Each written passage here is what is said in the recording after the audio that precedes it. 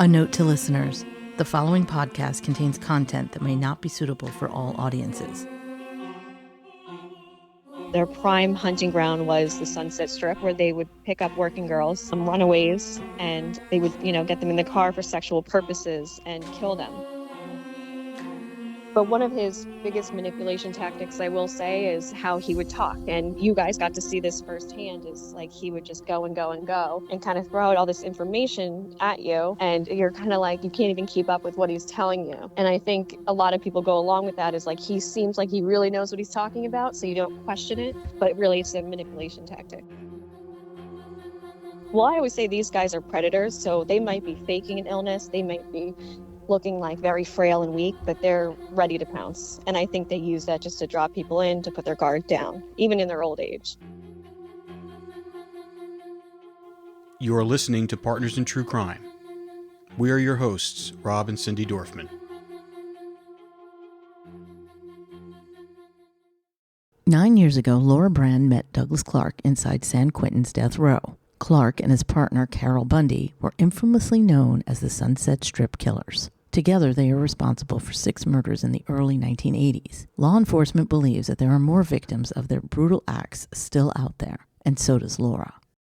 Laura's work with Douglas Clark has been a variable cat and mouse game, with Clark professing his innocence, saying it was all Carol Bundy. But during her many conversations with Clark, Laura got him to admit that he was the killer along with Bundy.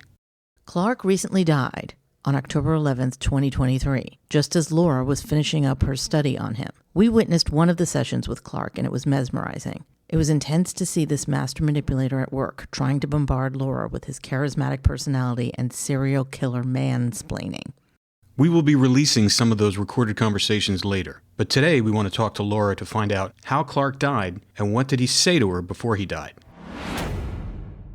All right, so we have Laura Brand on the phone again, and we have an unusual call with her today because one of the serial killers that she's been doing work with and trying to get answers from over the years just passed away October 11th, which was last week. His name is Douglas Clark. Why don't you tell us a little bit about, first of all, about Douglas Clark, and also about your relationship with him and what he told you about the crimes that he committed? Well, I actually started working with Doug. It was back in 2014. I had met him doing my study on San Quentin's death row. I had just seen him last month in September. We had met for a visit, and we're going over some legal paperwork, and his death was very unexpected. He had just had surgery. He was getting a stent in his leg. But when I saw him, he had recovered from the surgery and he was doing really well. So it was very shocking. All of a sudden, he just passed away. Let's talk about who he is, because a lot of people don't really know about the Sunset Strip Killers that happened in the 70s. It's a pretty crazy case. And for a long time, he was claiming that he was wrongfully convicted and that he was innocent. And I really want to kind of dive into the fact that we know that he was not. And you were one of the few people that were able to get that information from him. So yes. Let's start at the beginning. Can you tell me a little bit about the Sunset Strip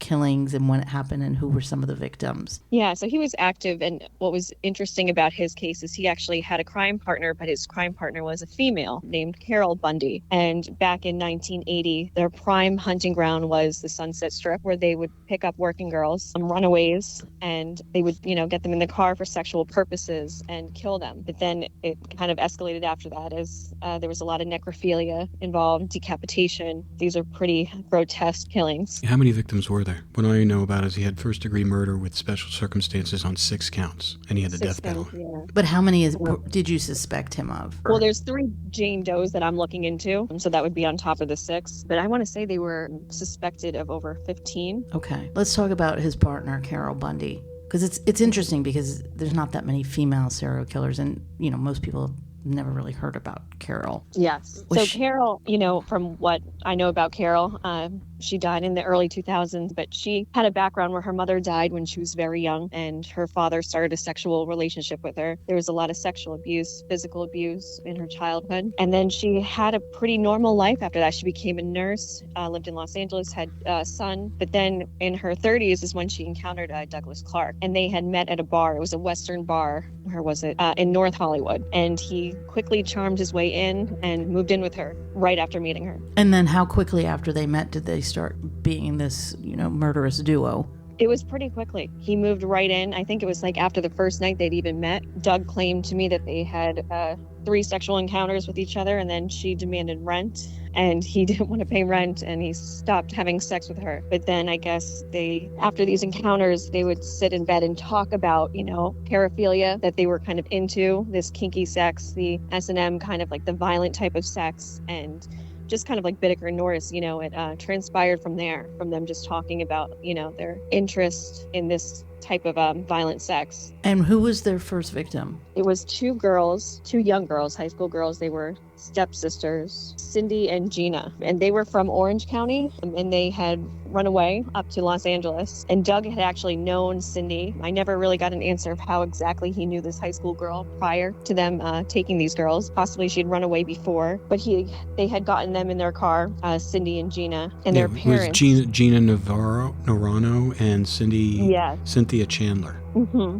Yeah, and they were stepsisters from Orange County. And Carol and Doug got them into the car, and then what happened? They were... Was that particular, those 2 first one, was that the woman Bundy? Was she even in on that? Or I believe it was just Douglas, and he came back and he told her about it. It was just Douglas, yeah. And he had just told her, and he had... Yes, so this was when he took him to the garage, his storage unit, and he had told Carol Bundy about raping the dead bodies. Okay, so do we know the timeline? Did he do this while he was with Carol or before? This is while he was with Carol, yes. So while he was with Carol, he went out one night, picked up these 2 girls that were high school students, took them back to a storage unit. Did he have the storage unit for a while? He did have the storage unit for a while. I don't know if the murders took place there, but that was a place he had taken a lot of the bodies for necrophiliac purposes. All right, so that was his MO. He would like to do that after he killed his victims. Yeah. And then he would talk about this with Bundy. Yes. And then she decided that she wanted to get involved in this as well, I would assume. Yes. So together, what did they do? Well, this is after these 2 girls. This is when it really all started. They'd start patrolling, and they would go to one of their main stomping grounds was Whiskey A Go-Go. They would get, working girls in the car. Which is on the Sunset Strip in Los Angeles. Yeah. Which is actually was a really popular place to go. It is. I mean, Sunset Strip is still popular today, where a lot of young people go just to hang out, and there's a lot of iconic bars there. And that was pretty much their hunting ground, their trolling ground was these iconic bars right on Sunset Strip. Yeah, but back in the 80s, it was really exploded. Mm-hmm. Yeah. Right now, it's not. I mean, it's still there. It's not more the way there. it was in the 80s and the 90s. It was definitely a happening place to be, where a lot of wannabe starlets, wannabe actresses, models, whatever would come to Hollywood. They would go to the Sunset Strip to find, friends and drink and party all night. So they were trolling these bars looking for victims. Yeah. And, and especially back then, too, hitchhiking was a common practice, especially in Los Angeles and California too. So it wasn't abnormal for anybody just to take a ride, especially, coming home from the bar or something like that. Were they operating at the same time as Norris and Bittaker in Orange County? Pretty much. I mean, they were just right when Bittaker and Norris were ending was kind of like where Carol and Doug were starting. It's about 6 months in between the 2. Wow. Yeah, but Douglas Clark was actually living, I want to say it was under 10 miles from where Lawrence Bittaker was living at the Scott Motel. And where was he from originally, Douglas Clark? He was all over. He was an Army brat, so his parents moved all over, but predominantly he was actually up by San Quentin and San Francisco area. Okay, so let's talk about when Carol and Clark took their first victim together, and then what happened from there. Last time I was at San Quentin, I was talking to Doug, and I think you guys heard him talking about this on tape as well. He talks about how they had taken a girl and she was performing oral sex on him, and Carol was in the back seat and she pulled out a gun, a Smith & Wesson, and shot her in the head during this. And when I was talking to Doug at my last trip to San Quentin, he was talking about how even Carol was in the back seat fondling the girl's body too. So there was evidence of both Clark and Carol doing necrophilia to the girls. Another thing that is known in the case is with the decapitation. So well, Clark. Let's back up for a second. Hold on. Let's not go too deep into that. What I want to kind of talk about right now is how did he get Bundy to kind of so willingly to adopt these killing tendencies? I mean, he obviously had been doing it before. He'd been raping people and killing them and doing horrible things to them. How did he get her on board with the killing spree? Because you said she had a fairly normal life before this, correct? Well, except for her childhood where there was a lot of sexual abuse and stuff. But there was there's no killings though. There was nothing she wasn't killing anybody prior to this. No, that is the million-dollar question. People have reported that Clark was very, very charismatic. And if you look at him, still alive on San Quentin's death row, he had so many people convinced of his innocence and trying to help him. So he did have a charisma and a charm, which I think played a huge factor into getting Carol on board with all of this. I think she had, some trauma from the past, from the sexual abuse, from the physical abuse in her own life, too. So they were in a romantic relationship, Carol and Doug. In the beginning, yeah. So they're in this romantic relationship, and then he says to her, why don't we go try kill some girls? Yeah. And she just goes along with this. Yeah. Wow. Mm-hmm. So they pick up these two girls off of the Sunset Strip, and then what did they do with them? They took them. Well, Gina and Cindy he did by himself, and then later told Carol about it. What was her response to that? When because that's obviously the first thing he revealed to her. Did she say anything? Not that I'm aware of. No, he obviously was able to get her on board with everything. This is pretty typical when you look at serial killers, is they will do something just to gauge the reaction of the person, to see, priming them, just what their reaction is. So it's possible that Carol didn't give much of a reaction, or she gave a curious reaction, possibly like a sexual thrill reaction that Douglas fed off of. Mm-hmm. And was there any kind of conversation? Because one thing I read about Carol is that after he told her about those first two murders, is that she phoned the police and admitted to having some knowledge of the murders, but refused to any clues to Clark's identity. Did he say anything about that? Yeah, I don't know if that was after the first ones, but she did start after the killings, phoning the police and saying kind of like, it was very strange, just kind of saying, I know information, but then hanging right up. Yeah. And the police wrote it off as, just prank phone calls. Okay, so before we get into that... Hold on one second. There's one other point for that, is that then Clark told her that if they were ever apprehended, he would take the blame and hope that she would be allowed to go free. So maybe that's why she continued to do it? Would that make sense? What's weird about this, though, is that we're jumping a little ahead, but Carol and him were babysitting an 11-year-old girl within the apartment building who they took sexual pictures of. And Carol actually handed these pictures over to the police, but one of the pictures she handed over was Carol committing a sexual act against the 11-year-old girl herself when she handed them over about Clark. Got it. Yeah. So who was their first victim together? Yeah, this was June 24th, 1980. Clark killed two sex workers, 24-year-old Karen Lee Jones and 20-year-old Exie LaFaye Wilson. Jones was found that day behind a Burbank, California steakhouse, murdered by a single gunshot wound to the head. And Carol was involved in these two? Yes. And the headless body of Wilson had been found by pedestrians. And I know this was when her head was actually found wrapped in a sweatshirt that said Daddy's Girl in a box. Okay. So then together, how many victims were there? Did they kill together? Well, the 6 convicted, and then the 3 Jane Does I've been looking into. That would bring it back up to 9, but they're suspected of even more than that. Do we know anything about the 6 victims besides these 2 that we just said? There was also, Robert Murray, who was Carol's ex-lover, was another one of their victims as well. And what's the story behind that? I guess he had rejected Carol, and she actually committed this murder on her own. She decapitated him. His body was found in his van after, I think it was 7 days, but she had brought the head up into the apartment with Clark and showed it to him. And reportedly, they both laughed about this. Yeah, I remember the conversation that you had with him that we heard, that we recorded. And where he was talking about it, and he was kind of distancing himself from the killings all the time. He said it was Carol. He just is talking about the head in the bag. Yeah.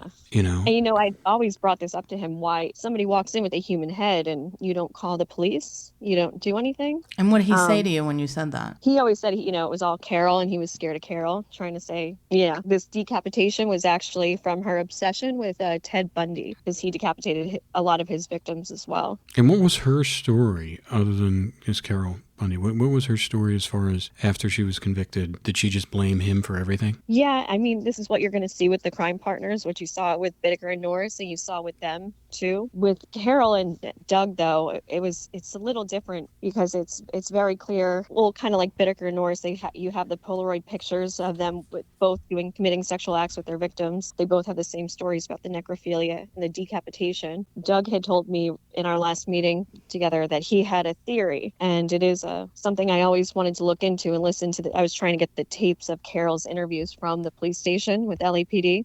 She possibly had a dissociative identity disorder, which is very common when a child has a lot of sexual abuse growing up, because he had talked about a little girl's voice, which is another common aspect. And, her calling the cops and then hanging up on the cops, her saying it was him, but then handing over pictures of herself doing this. It is an interesting theory I thought to look into. So before he met Carol, how many people do you think he killed besides the 2 girls? 2 girls? I mean, gosh, it's hard to tell because, he moved around a lot, even in his young adult life, even aside from being, an Army brat. Well, then he went into the Air Force after that too. So then he was stationed at a bunch of different places. That's the problem is, when they're all over the place and in the military, it's you'd have to track down exactly the time frame of where they're stationed, murders in that area that could match up with the ones he was committing in Los Angeles. So when you sent him the study, did he agree to do it? He did. And when he did, what did you come up with? After he completed the study, what were your thoughts? Well, John is still analyzing it. His handwriting, I had to make him do it actually 3 times because I couldn't understand half of his handwriting. And then he rushed through it. So I had to sit down and have him try to redo it again, unrushed. What I will say about knowing Doug for the 10 years I would say he has that evil genius to him. He has that very intellectual side to him, where he reminded me of Bittaker in a sense, where he has a very high IQ. He's good at, but he had more of a charisma than Bittaker had, where he's able to convince pretty much people of everything. But one of his biggest manipulation tactics, I will say, is how he would talk. And you guys got to see this firsthand, is like he would just go and go and go and kind of throw out all this information at you. And you're kind of like, you can't even keep up with what he's telling you. And I think a lot of people go along with that, is like, he seems like he really knows what he's talking about, so you don't question it. But really, it's a manipulation tactic. Yeah, I know. He just, he loves to own the room. Yes. Yeah. And he was screaming about his innocence until all of a sudden he accidentally slipped while he was talking to you, which is the genius behind what you do. And really admitted that he was there, that he was involved, that he actually did do this. Meanwhile, he's on a podcast, talking about his innocence and how he's been wrongfully convicted. So we thought that was quite interesting that he confessed to you. And he's able to convince these other podcasters that he was innocent because they were professing it. Yeah, well, I've had 2 podcasters contact me about Doug and saying, he's innocent, but I helped them with proving his innocence. And I said, is that what he's told you? Because with me, it was a different story. Yeah, he's telling you something different than he's telling the other people. So tell us a little bit about some of the things that he told you. Well, the big one was about the girl who was shot in the car with him and Carol. And she remains unidentified to this day. And he had known about some of the work I'd been doing with Bittaker and had asked if I could try to, just identify this girl. And he gave me just everything he could remember about her. She was wearing cowboy boots and a very eclectic outfit. He gave me, what he could remember from height, eye color, skin color, tone, everything, in hopes we could try to identify her. Why do you think he wanted to do that? Almost all of them at San Quentin have come to me asking about this. They want their unidentified victims identified. I don't know if this is like a sick thrill for them just to know the identity, or if it's something, deeper, where they just feel like they need to know who it was that they killed. It's so twisted. I mean, it's almost like you have to wonder, is it just because they want your attention, or is it real? I mean, how deep did you go with him on this? Do you feel like there is... Pretty deep. I have the audio recording of us, going over what she looked like. I mean, there was tons of conversation about this, and every single time we talked, he would bring her up. So obviously she's stuck in his mind. Yeah. And this is the one that Carol shot? Yes. But he was there? Oh, he was there, yeah. Yeah, and he helped move the body. Didn't they move the body to Santa Clarita? Yes. Let's talk about that. So when he told you the story, what happened after they killed this girl? Yeah, well, I think it was back in, early 1980. Santa Clarita wasn't really Santa Clarita, right? It was just mainly just the mountains up there. Yeah, it was rural. Very isolated. I mean, it would have been a perfect place to bring the bodies, especially if you're, on Sunset or North Hollywood. You would just head north to like this rural terrain to dump the bodies, and that's what they did. Did he tell you where? Well, back then it was just mountains, I think, right? Yeah, it was Newhall, California. It was around, yeah. It was discovered August 26th, according to research I have, in 1980 in Newhall. They found that body. Well, it was actually right near the water treatment plant, right near Magic Mountain. Yeah. Which is, you know where that is? Yeah. It's right across. It's not far. Yeah. We live pretty close to where that is. Yeah, it's very close to where we live. But, so they found that body. Yes. The head. They found the head. That's what yeah. Yeah. So at least we have DNA sample. Had they run that at all through a DNA database? I know they've been trying to, because I know Carl Kopelman from DNA Dope Project. I work with him closely, and we've talked about this victim in particular. They've tried to like weed down some possibilities of who she could be, but there's never been a hit on her. When you're in LA, especially in the 80s, everybody's, rushing there to be the next starlet, and you end up on Sunset Strip, and a lot of these missings are from out of state, and the databases don't really. Her family's in Texas, and they list her missing in Texas. She might not necessarily come up in California, especially like in LA. Yeah. And how long was their reign? Douglas, he was obviously, we believe that he was probably murdering before he met Carol Bundy, but when they got together, how long were they together before they were caught? It wasn't too long. It was very similar to Bittaker and Norris. It was like 9 months to a year, but that was Carol with Doug. Yeah. Mm-hmm. Yeah. That's what I'm saying. How many people did they kill together? It was the 6 convicted, and then the 3 does we know of. So the 6. So that would be. So 6 victims. All those bodies have been found. Yes. And the 3. There's just 3 bodies of Jane Does that they found, or they haven't even found them. No, we have the Does. They're not, they were never convicted for them. But if you go on their, NamUs site or Jane Doe, it'll say, suspected Douglas Clark and Carol Bundy. And that was because they didn't have any evidence to tie them to? Correct, yeah. But you believe that those are 3 that he's connected to? Well, he's asking about them. Yeah. That's how you know. He asked her, he said, he wants her to find out who these Jane Does are. Yeah. So there you go. But, ironically, he won't admit to it, but he wants to find out. Right. That was the interesting thing when we witnessed you conversing with him on Zoom that time. Yes. That he would give you information but would quickly distance himself from it. Yes. It's like they put out the carrot and then they quickly kind of hide. Yeah. I mean, I think, before, anybody, that term word salad that comes up every once in a while, he seems like he was the master at the word salad, because he would say a lot of stuff, but really nothing, you get like 1 or 2 words out of him that like, oh, this, head and bag, oh yeah, I carried the head, and then he would go off on this other And then he would say, oh no, I didn't carry the head, what are you talking about? I mean, complete gaslighting. Yes. He's one of those serial killers. You have to keep a list of, all the witnesses right in front of you. So when he starts just spewing out the words, you know how to go right back at him. At the end of the one we taped with Doug, and he mentioned the girl who identified his voice. There was a witness who came back and who identified his voice. I forget what I said exactly, but I came back and I said, well, how did she know your voice, or how did she know that detail? And he went into that word scramble once again. Yeah. Well, he has a very distinctive voice. He has almost like a broadcast voice. He's very, very deep tone. But he is very charismatic. That's the thing. He's very similar to like a Ted Bundy, or, one of these types of people that has this charisma about them that people would find attractive, who would listen to him and believe him. But I mean, unless you'd have to dig a little bit. So let's talk about the first time that you met him. What was that like?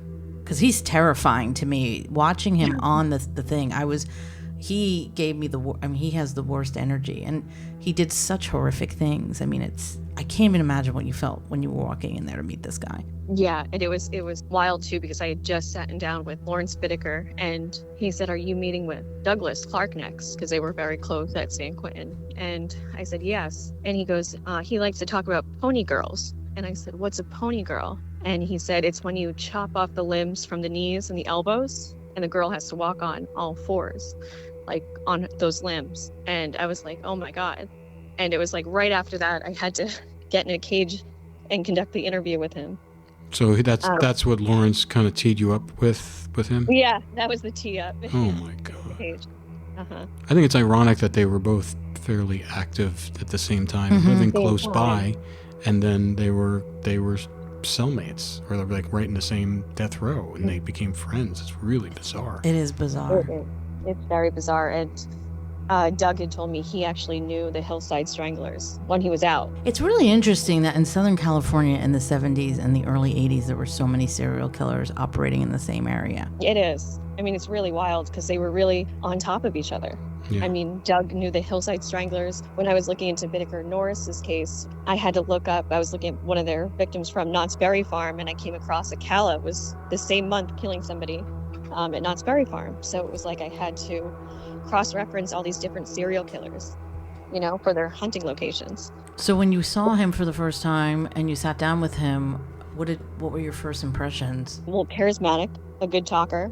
The same thing, the word scramble. I think you noticed that right off the bat. I would say narcissistic because the first time we sat down, I was 8 months pregnant, and he didn't know until I stood up to leave that I was big too. And he had no idea while we were sitting there. And then when they came around to take a picture of us, he was the first killer that ever pushed me out of the way because he wanted to take a picture of just by himself posing. Interesting.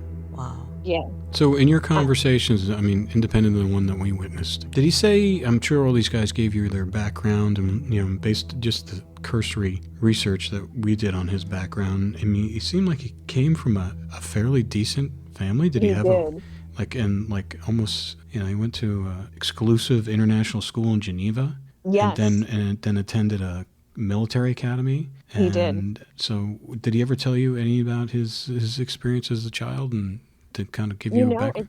Just like you were saying, it was very prestigious, and he had a 2-parent household. They moved around a lot. Even up until the day he died, he was close with his brother.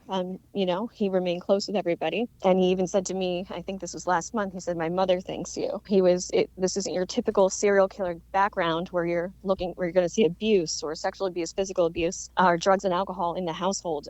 His was the complete opposite. What do you think caused him to do the things that he did? I mean, these are horrific things that he did. Brutal. It wasn't just like, he killed someone. No, he killed them. He decapitated them. He was a necrophiliac, which I think is the most horrific thing you can think of. And he chose young victims. Is there any pattern here? Is there any psychological drawing you can give us of why someone would do these things coming from the background that he came from? Like, is he just genetically evil? Or is it something else? Definitely say there's a genetic component to this, for sure, with that kind of background. In our last interview, he did divulge something that he never said before. As a kid, when he lived up by San Francisco, he said he remembers them shooting the whales in the head. And he got teary-eyed about it, and I thought he was almost doing it to copy Lawrence Bittaker because he had just seen the documentary where Bittaker cried. And I had wondered if that was why he was doing these kind of crocodile tears, but I thought it was pretty relevant to mark down on my interview notes about the whales getting shot in the head, because that was exactly what happened to his victims. So that was why he did what he did, because he was traumatized by seeing people shoot whales in the head. So he decided he didn't say that, but I marked it down as a possibility. For what he was trying to manipulate you, I believe. I don't. After seeing him in action and feeling him, his energy while he was talking to you, I just feel that he was pure evil. I don't. Yeah, the one thing he used to do at San Quentin, I had another inmate down when I was visiting with him this last session, and I had said, can you please watch the interview? And I want you to tell me how different he is with me opposed to when he goes back up into the prison, into his cell. So I had somebody watching the interview. Douglas always pretended he was sick in a wheelchair, like he'd have the guards, having to push him around in the wheelchair and pretend to be ill. And he had an eye patch. Now, before I had walked into the visiting room where the cages are, apparently he had taken off the eye patch to look around the room to see where I was. So his eyesight was fine. Well, yeah, we saw that happened to us during the video that we saw when we were watching him. Yeah. And his eye patch kept on flipping up, and I'm like, I thought he may have had a fake eye or something like that, or got, I think he just faked a lot of illnesses just to feel that power of, like, the guards pushing him around and like he needs help. And I think we see that with the serial killers. If you look at, the Golden State Killer, when he was doing the push-ups in his cell, but feigning like he has no idea where he is, at the trial. BTK did that too. He's recently been copping to that, and so did Green River Killer. When we were there, he was like constantly feigning illness. Maybe to evoke some sort of pity. Well, I always say these guys are predators, so they might be faking an illness, they might be looking like very frail and weak, but they're ready to pounce. And I think they use that just to draw people in, to put their guard down, even in their old age. Yeah, and also to make themselves less threatening to the staff and the inmates. This way, why would they bother him? Right. Did you ever feel like he could turn around and just kill you while you were in there? Oh, yeah. I think, you do one wrong move or you say one wrong thing, I think, they can switch like at the drop of a hat. How do you process that? Because I've done a lot of interviews with inmates and killers behind bars. And, I'm usually surrounded by a couple other correctional officers and a camera crew. And, even though I'm like right there and I'm standing in front of them, you're in the cage alone with them. I mean, Right. how long would it take a correctional officer to get to you if he had done something? Well, what most people don't know about this is that, let's say one of them did turn and go for my neck or try to strangle me or attack me in the cage. The correctional officers on the outside can come to the cage, but they cannot open the door because they cannot open the cage with the death row inmate uncuffed. So the most they can do is spray in mace to the cage to try to get him off of me by mace until somebody would have to call up. The correctional officers would have to put on the padding and then come down. Yeah, an extraction team. And then even when they come down, they have to make the decision whether or not it's safe enough to even open the cage, even if he's attacking you. I know. With him uncuffed. So There's that awful thing that you have to sign before you go in these prisons where they say if you do get captured in a riot that they're not going to negotiate for your life. Correct. So if anything does happen to you, those forms, you really sign your life away, essentially. So while you're in there with him, was there ever a moment where you thought he could kill me right now if he...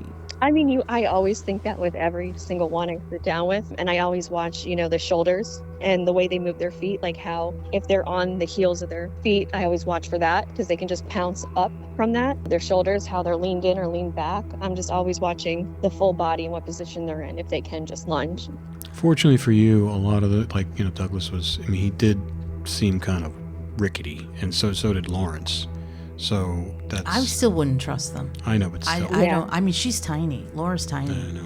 But the thing is, with Doug, you've been working with him for almost a decade. What psychological profile can you tell us about him, or what is your overall impressions of him as a case study?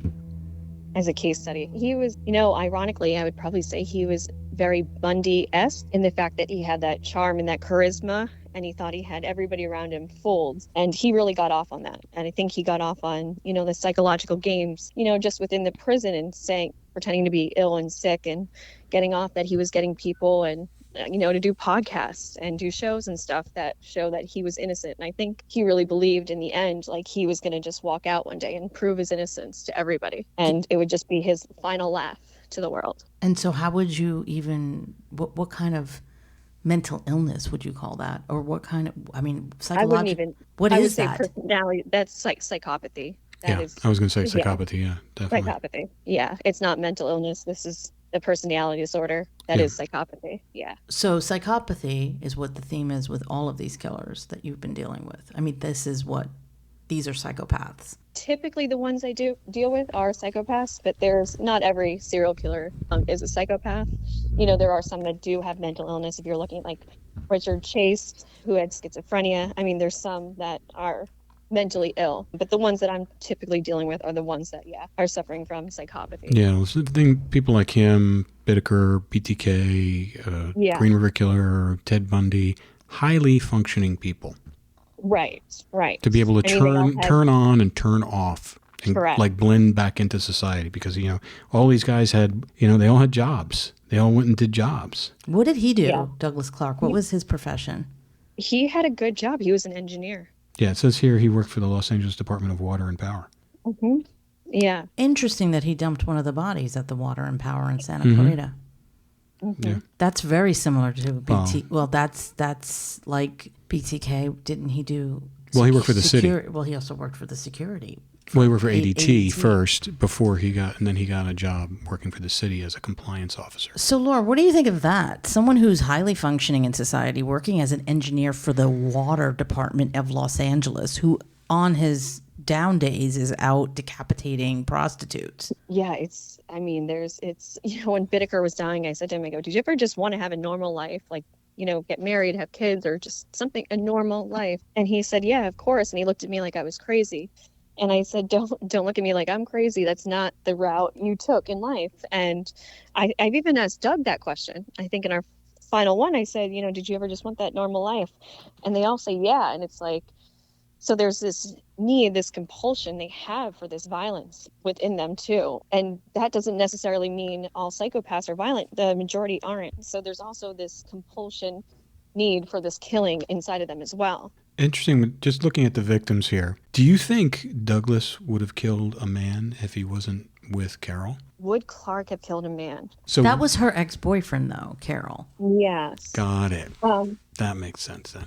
Yeah, like his victim of choice was the young girls. Yeah. But I could see him killing a man if he threatened, maybe he saw something or threatened his, exposing him. I could see Doug definitely killing a man. But as far as But just not- looking for a target, it's usually As far as looking for a target, no. I would say he would have stuck to the young girls. That was his preferred choice. So what was the evidence that was used to convict him? Do you know? Yeah, so that storage unit that he had, there was blood. The victim's blood was found in that storage unit. Gun that was used against one of the victims was found actually where he worked in a storage box of his. So when he's claiming his innocence, what exactly is he saying? He's tried to say that blood in the storage was fake, that actually wasn't blood, it was gasoline, and the forensics messed up. And that's a big one, is they'll always go after like the forensic examiners. There was a big mix up there, and it's not what they thought it was. Bill Stuff, who we also spoke with, he said the blood in his van was Dr. Pepper. But Doug said it was gasoline, the blood found in the storage unit. And what did the forensics say? It was blood. It was Of the course. victim's blood. Yeah. And as for the gun, he tried to say that Carol had planted it at his workplace. Let's talk a little bit about that when they were apprehended and how they tell us a little bit about that, and how did they turn on each other? What was the result of that? It was very weird because, Carol had been doing those phone calls, and then she had sent the pictures in of these sexual acts against the 11-year-old, but one with herself. And I know they interviewed Carol extensively on tape about what had happened. So it was pretty much, she was kind of like the Roy Norris. Everything was taped, and that was used as the evidence of it, crime partner versus crime partner against each other. So they just basically turned on each other. Yeah. But she was arrested first? Yes. Well, she pretty much turned herself in with the pictures and the calls. Got it. Because she kept calling. Yeah, She called the police like multiple times. multiple times, yeah. And kept And then saying she had information about him, but wouldn't tell them who it was. Yeah, and they kept thinking it was prank phone calls, and then finally they kept saying to her, like, what's your name or something, and I think at one of the last phone calls, they got her name out of her. Have you spoken to any of the law enforcement who dealt with them? No, I would love to. Yeah, me too. Especially, it would be very interesting to speak to one of them. Doug was trying to get me the tapes of Carol in those first interrogations, which I really wanted to hear. Yeah, Oh, okay. I would have interviewed her the second if she was still alive, just to compare what they both were saying. Do you think from your communications with him and your interviewing of him for almost a decade that there's more victims out there that have not been identified or found? Yeah, because this type of stuff doesn't just spring out of nowhere, and especially with her as a submissive crime partner, just like with Bittaker, it's usually them starting off and bringing somebody on to heighten the thrill with them. So before he met her, how long was it before he met her that he killed those two girls? It was very shortly after they had met. Gina. Uh-oh. He claims those are the first two that he ever killed, those two girls. According to what I have here, they met at a bar on Christmas, a country bar. Is that Yeah. The It Western. was in the Western bar? Studio City was where it was. Yeah, I'm curious what the name it was, because there weren't that many country Western bars back then. I wonder if it was the Palomino. Yeah, that's where they met, according to this research. Yeah, it was on that night they went home together. So they went home together on Christmas, 1980? 1979. Yeah, 1979. Christmas 1979, because I remember it was the late 70s that this started. So they meet Yeah. at a bar on Christmas 1979. Was he estranged from his family at that time, or did he have a relationship with his family? He had a relationship, the whole time, his whole life. I don't recall any times he's ever told me there was any type of estrangement from his family. When he met Carol and they started having a romantic relationship, did he love her? Did they have like a real relationship? No, he had told me like it was just for sex and just to have a place to stay. He was almost a Tinder swindler of the 80s. Well, Yeah, like he would hop from girls' places to girls' places. He was that charismatic and kind of charming. So he didn't have to pay rent, so he would just bounce around. Yeah. And then how old was he when he met her? They were in their 30s. and she had 2 kids too, didn't she? He did, yeah. Have you ever tried contacting the 2 children? Or 2 people? No, I don't know how much they would know back then, because I think they weren't even in the house when he was around that much. Mm-hmm. But it would be just to see if they do remember anything from Doug at the place or with Carol or anything. So let's look at the timeline for a second. So they meet on Christmas. Then when are the 2 girls murdered? The first 2 girls here. That was January 26th. So A month Almost a later, month, yeah. he kills these two girls, and he tells her about it to see her reaction, which leads me to believe that this is not the first time he's killed anyone. Plus the fact that why would you kill two people if it was your first time killing someone? So obviously he's killed other people and that's what I'm wondering is did he ever give you any inclination about victims that were before Carol? No. In our last interview, this was last month, he was talking about, and I did mark it down, he was talking about some young girls that were killed up in the San Francisco area, and I had made a note to look into those. Do you know where in San Francisco? Was it in the city or was it in one of the counties? I think he said they were being dumped near like San Rafael County, which is where San Quentin is. In Marin County. Marin County, yes. So I made a note to look into that because I thought it was very peculiar that he would bring that up just randomly all of a sudden. And what exactly did he say? Not many details, just talking about how there was other girls dying up in this area, like Northern California. Can we just go back real quick? I just want to make sure we get the timeline right because the first murders you said of Gina and Cynthia, they vanished in mid-June, June 11, 1980. The one that the January 26, 1980, the riverbed is when they found the Valencia Jane Doe. Oh yes, that's the Jane Doe, 26, 1980. Yeah, that was the Magic first. Mountain Parkway. Yes, that's the one they found in the sewage treatment plant. Okay, so let's do this again. So Carol and Doug meet on Christmas, 1979. January 26th. Sorry. Yeah. January 26, 1980, an unidentified victim is found near the water sewage plant on the old road. On the old road Yeah. in Santa Clarita, which is about 25 miles north of Hollywood. Yeah. And this is an unidentified body found there. And Doug happens to work as an engineer for the Los Angeles County of Water. Yeah. So that Jane Doe is found, but it's not linked to him at this point. Right. And he doesn't tell Carol? Did he tell Carol about this? No idea. And then, just to get the timeline down, then on June 30th, 1980, a group of snake hunters off the Golden State Freeway near Sylmar and San Fernando Valley, which is not too far. It's like probably 5-10 minutes away from where the treatment plant is, discovered a woman's mummified corpse identified as a 17-year-old Sacramento runaway, Marnette Carey Comer. Mm-hmm. And I guess she was the young prostitute who had been dead at least 3 weeks when she was found. So these are all before he met Carol. Or no, just after he met Carol. Right, yeah, right after. Mm-hmm.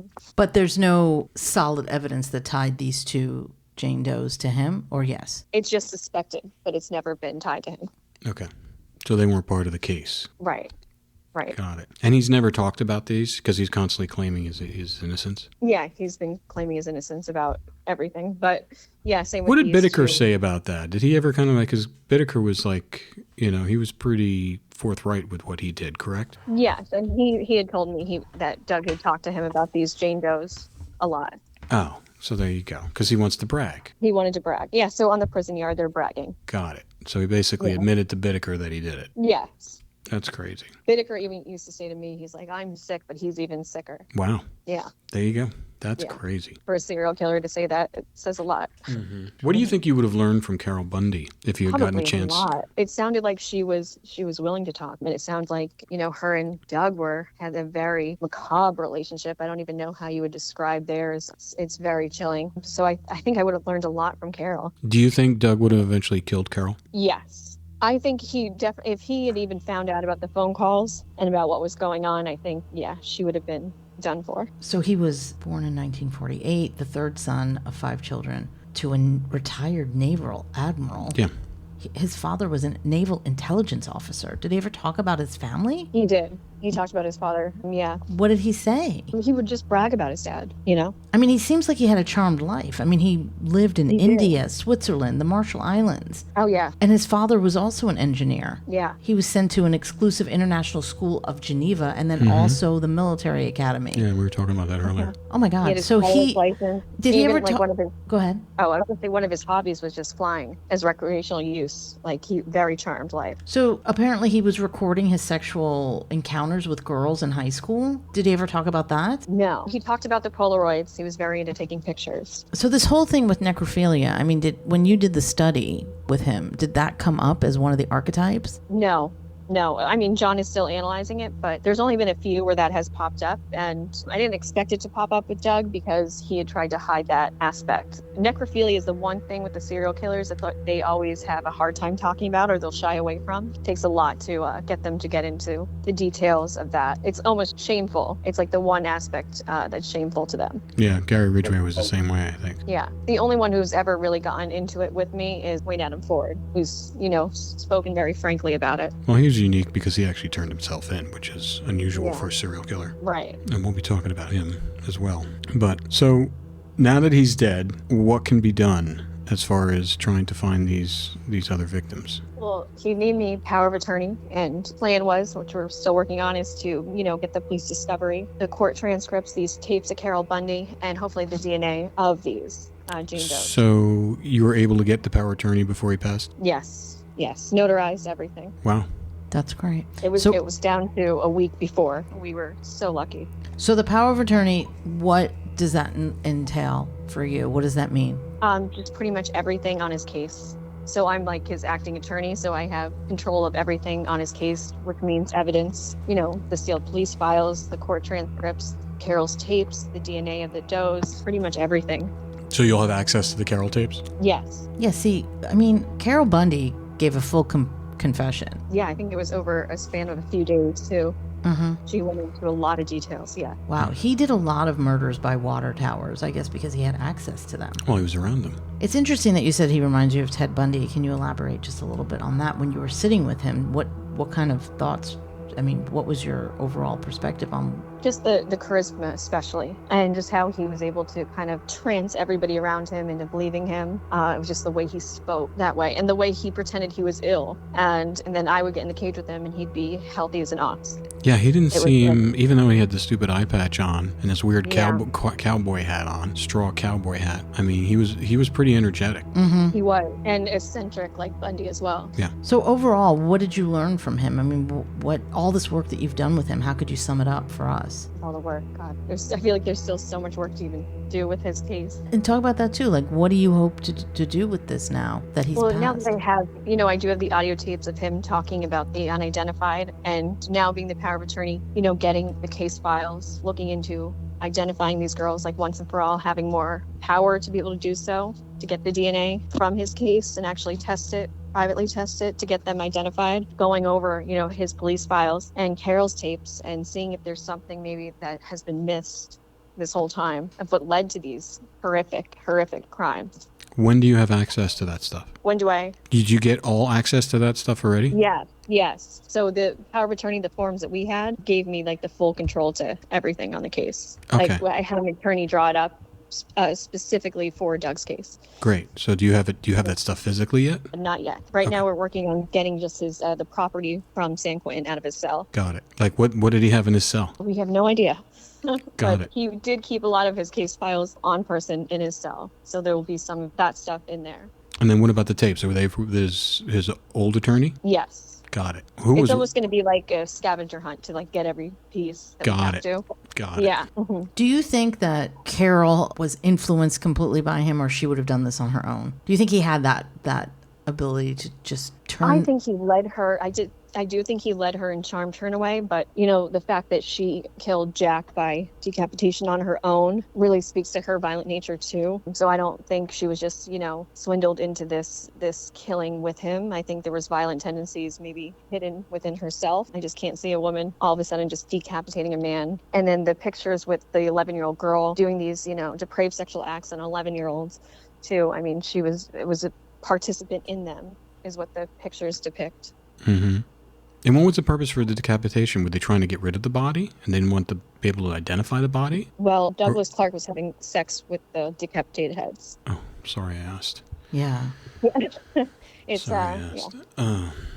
Because so I thought pretty it was. much, I would say. Yeah. No, it was for sexual purposes. They found his semen in the decapitated head. Oh my God. Yeah. That's how we know they were used for sexual purposes. Oh my God. Poor people. Mm-hmm. I think also one of the things that bothers me about this case and this killer is that a lot of his victims were living on the fringe, so to speak. They were prostitutes or into drugs or they Runaways. just runaways, or they just weren't the normal all-American girl that we always see broadcast when they're missing. And I feel like it's the same with Gary Ridgway. It was the same thing. It was like these girls that live on the fringe and that no one would miss them. Did he ever talk about the victims, why he chose the ones that he chose? Because to me, that's the most frightening part. Is like you're walking down the street. Is someone watching you walk down the street? Are they just going to take you? I mean, how did he choose these people? Was it just convenience? Just like you said, convenience on, victims of opportunity living on the fringe. And, they're almost easy prey for these types of predators because they'll get into the car and they'll do anything for money sometimes. And it's just an easy way for them just to procure a victim, to get one inside of the vehicle where they'll go off and anywhere with them pretty much. And that's what, Doug was doing. That's what he was hunting for. And, that's where he was finding them, on the Sunset Strip. And then what's going to be really interesting is when you get to dive into those Carol Bundy tapes. Yeah. What else are you going to learn? Right. Because no one's ever heard those before other than the legal officials, correct? Correct. Because they weren't played during trial, were they? I don't believe so. Okay, because they probably didn't have to. They probably just had transcripts of them. Yeah. It'd be interesting to hear from the voice of how she probably described and threw him under the bus, but at the same time exposed herself. Do you think that Douglas, if he had never met Carol Bundy, do you think he would have been caught the way he was? Probably not. And I said that about Lawrence Bittaker, too. It was like they both took crime partners to heighten the thrill, I think. And it ended up being both of their downfalls. But I think they would have, continued a very long career. I don't know how you keep that secret. It's like someone's... How do you put that much trust in someone that you become a serial killer couple? Unless, right. But it happens. It happens. There was the, Jen Carson's parents, her father and her stepmother. The San Francisco witch killer. Yeah. Same thing. But this is all fascinating. This is all great. I'm really, the main reason we wanted to talk about this, obviously, because Douglas just died. Now, hopefully we'll be able to get more answers, because he wasn't giving you a whole lot of answers. He was just I think you'll probably get more answers going through all his stuff. Yeah. And, it was the same with Bittaker. Once you get the, case files and discovery, that's when it kind of is like Pandora's box. That's when it really blows up. And you're seeing it, all the evidence gathered and everything. Yeah, because that's how you found Dina Moody, right? Yeah. Okay. All the teenagers, which we're talking to, who we talked to also on the podcast, which we're going to be here from too. So it's going to be, and all those other family members who are near misses, people that were potential targets that for one reason or another got away or didn't get killed.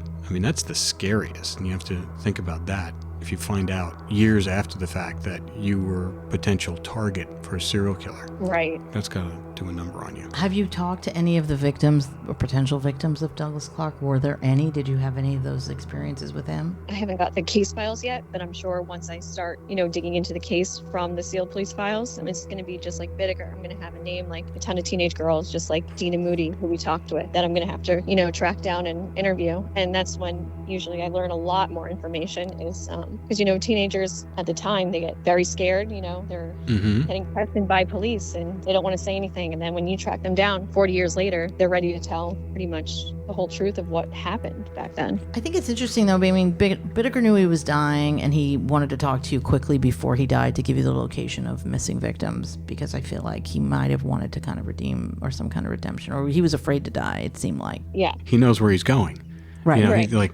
Yeah. I know, but Douglas Clark was so in denial about himself. Like you said, he literally thought he was just, because he lived such a charmed existence up until he got caught, because he was doing this before he met Carol. I don't believe that was the first time. That could be, a component into this too. He had such a charmed life, and he really did believe he was going to be able to con everyone around him. He was above it all. Believing, yes. That's all we have for now. Yeah, I think I think there's going to be a lot more that you're going to find that we can talk about, and hopefully find some new people to talk to, and hopefully help with some of these Jane Does. That's the one thing our audience needs to know, is the reason why she's doing this is for the families of the victims and the Jane Does, to try to bring them home, and the fact that she's now able to get all this information from the horse's mouth that no one's ever seen before is going to be really, rich with information that hopefully can kind of close the door on some of these victims' families so they can have some sort of closure and also have some more information about what happened to them. Because there's Right. 3 Jane Does that you're looking into right now. Yes. And, once we start digging into the police files, we could have a ton more, You never know what you're going to find. And it starts just by talking with them and doing my interviews. But, even after death, I have a ton of work to still do on these cases. And I guess some of the questions that maybe the audience might have about this is, why didn't the police